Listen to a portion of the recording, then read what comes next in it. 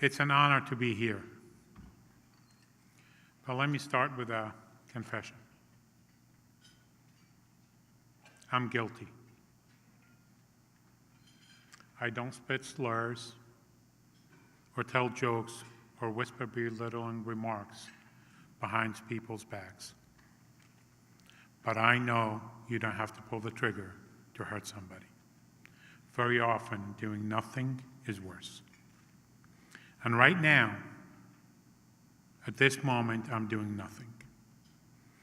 I am talking about abolishing racism, but I'm not doing a thing to wipe it out. Instead, I'm standing here giving a 20-minute speech in a warm, beautiful building with good food in front of us, counting on a little applause when I'm done.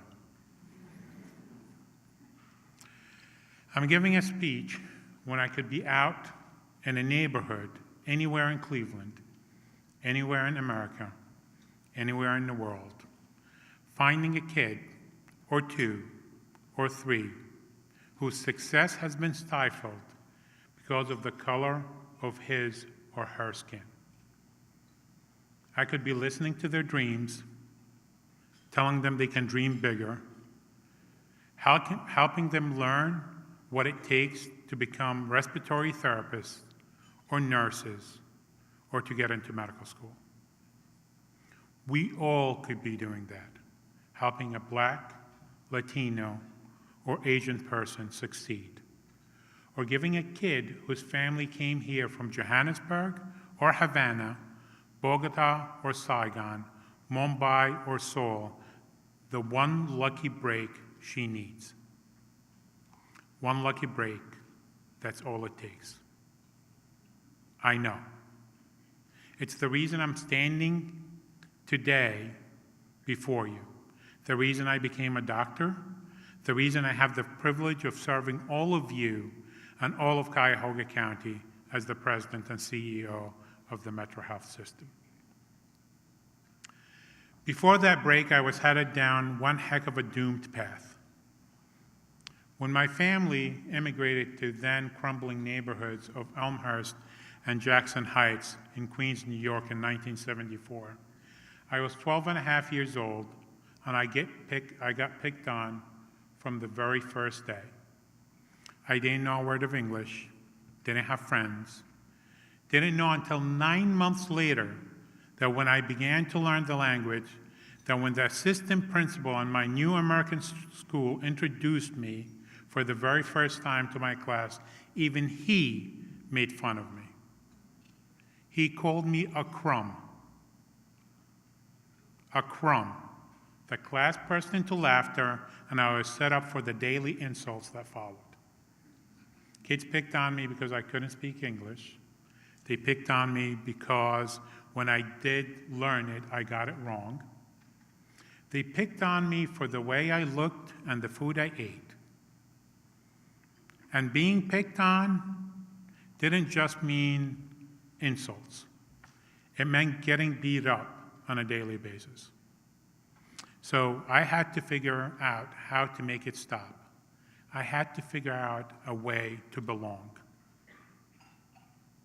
Join a gang. That's what I decided to do. I hung out with those gang members on the periphery at first for about 9 months. And as they got to know me, they thought I was ready for my initiation. But 2 weeks before, while I was on my bike delivering the daily news, a moving van doing 40 to 50 miles an hour ran a stop sign, slammed into me, and threw me so high in the air, the truck drove under me. I landed in the middle of the street, and the noise from the impact had construction workers running to the scene from a block away. I spent the next 4 weeks in the hospital in casts up to my hips, then went home where I began rehab, and I was tutored between surgeries for the next 6 months. 7 surgeries during that time. And during all that, the guys from the gang never came to visit. They forgot about me. And being forgotten was the greatest gift they could have ever given me.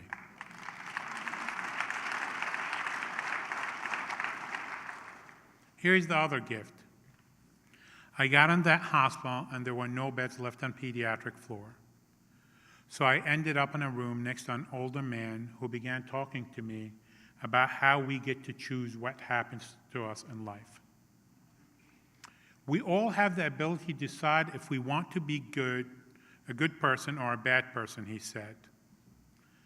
And a little while later, he died right in front of me. It was then that I found my purpose in life.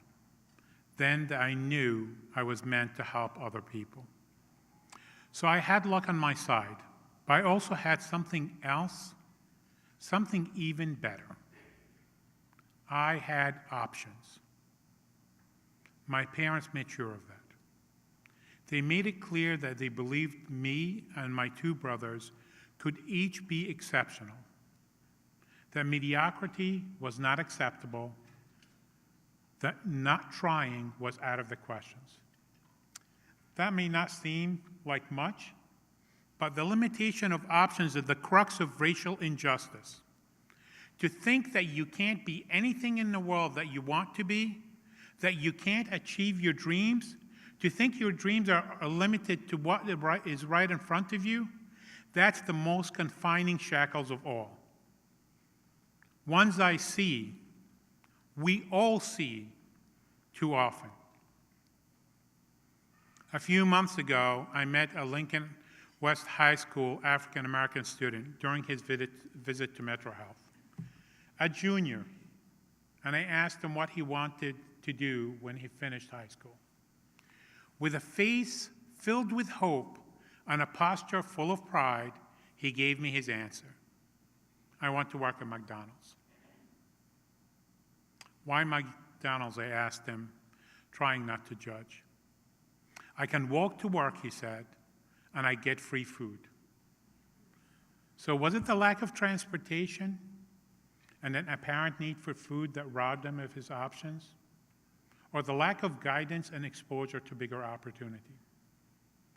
Either way, our job, if we truly want to fight racial injustice, is to give every person those options back, or at least try like hell.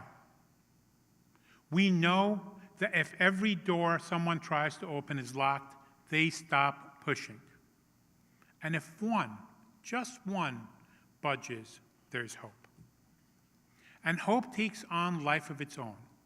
It builds confidence, it creates energy, it feeds momentum, and it leads to success. I know this too. Last year, a group of us at Metro Health made diversity in hiring a priority. We had buy-in from the beginning. Everyone knew it was the right thing to do. That patients are better off staffed too when doctors, nurses, and other employees look like the people they serve and understand them the way they want to be understood. We started by asking ourselves what the barriers were. What issues are we up against? What problems do we need to solve? And then we took 5 simple steps. First, we decided no manager could hire unless 20% of the qualified candidates for the job were racially diverse. Now, we've upped that to 40%, by the way. Second, managers could not decide who was qualified. Our human resource department did that with the objectivity that comes with distance. Third, we hired a manager of diversity recruitment. That just made sense. African-American doctors know a lot of African-American doctors, and white nurses know a lot of white nurses. We needed someone else, in this case, a young biracial man, to go out and find qualified diverse candidates. Fourth, we increased the options. We said experience would carry as much weight as education. That it doesn't matter if you have a degree, if you have 25 years of experience doing the job we need you to do. Fifth, all managers had an out. They could ask for an exemption, but only if they held the job open for 3 months. And no manager wants to hold a job open for 3 months. In fact, in the 14 months, no one has taken it out. And the plan worked. Of the leaders we hired in 2013, that's managers, directors, vice presidents, all the way up to the CEO, 14% were minorities. Last year, wait, it gets better. Last year, 37% of them were.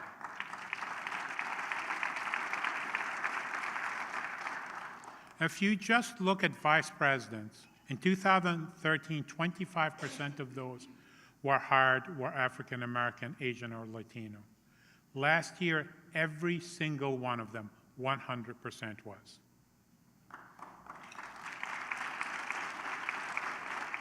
And in that year, Metro Health experienced amazing success. We launched a plan to transform our campus and healthcare in the community. We revamped our cancer center and hired 6 more doctors and cancer doctors and nurse practitioners. We were named a comprehensive stroke center. Our doctors, nurses, and other caregivers handled more than 1 million outpatient visits and nearly 15,000 surgeries, 7% more than the year before, where our infection rates fell to the lowest they ever been.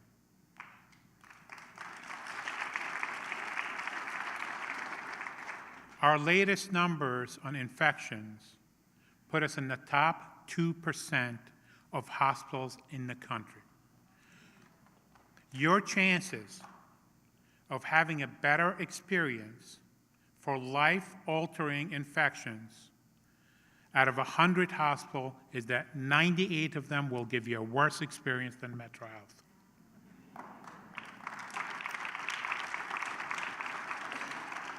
Also in that year, our operating income rose by 86%, from $18.9 million to $35.2 million. Pretty nice when you consider how many hospitals in America are losing money. Also in that year, we provided $188 million in community benefit. That's care to patients who can't afford care. It's health services that we subsidize. Things like putting doctors in Cleveland schools and providing health care to the county's foster children, and training doctors who will be taking care of you and me 20 years from now. So diversity is good for the bottom line. It's what makes us successful. But to reach that success, we first have to admit we are a part of the problem. And that takes guts. As Melody Hobson, the chairman of the board of DreamWorks Animation, says in her beautiful TED Talk, one that's been viewed over more than 1 million times, we can't just be colorblind. That's not enough. We have to be color brave. Color brave. As Ms. Hobson says, and I quote, "We have to be willing to have proactive conversations about race with honesty and understanding and courage. Before we can ask anyone to be honest, I think we must do one more thing. We must agree there will be no blame. That is the key when it comes to candor. If someone believes they'll be punished in any way for saying what they truly believe, they won't be honest. And without honesty, nothing gets better. And so the number one rule is this: no blame, period. Blame silences. It paralyzes. It dooms any chance of progress. So instead, let's start with one simple statement. We are all accomplices. And let's sit down, you and me, no matter what the color of our skin, I finally put an end to what Reverend Martin Luther King Jr. called a tragic effort to live in monologue rather than dialogue. And as we work together, let's remember the stirring message he wrote from behind the bars of the Birmingham jail in 1963. It's 1963. Let us all hope that the dark clouds of racial prejudice will soon pass away, and the deep fog of misunderstanding will be lifted from our fear-drenched communities. And in some not too distant tomorrow, the radiant stars of love and brotherhood will shine over our great nation with all their scintillating beauty. These words are as relevant today as they were 50 years ago. And relevance is the final thing I want to talk to you about this afternoon. As you sat down before you today, you found cards on your table asking you to define the word. So I'm going to read some of them for you. My definition of relevant is I matter, we matter, it matters. My definition of relevant is something or someone making impact in daily lives and still are remembered even after the initial period. My definition of relevant is the proximity of an issue to your life. Well, I want to share with you my favorite definition. It is having significant and demonstrable impact bearing on the matter at hand. Having significant and demonstrable bearing on the matter at hand. And there is no more basic human need than to be relevant. We work to be relevant. We care for others to be relevant. We love to be relevant. So I ask you, will you help me make today relevant? Will you help someone become relevant? Will you be relevant? I hope you accept my challenge to make yourself relevant in this heroic climb towards racial justice. And the best way to make yourself relevant or to have significant and demonstrable impact on the matter at hand is to pick one other person, someone whose options have been limited by the racism in our world, and make her relevant too. Give her that one lucky break she needs to build the hope that leads to success. Success for her and for all of us. And when you've done that, we can recruit others. We can repeat this one-on-one mission until the day when everyone has option. The day that every single person, no matter what they look like, is relevant. Thank you very much.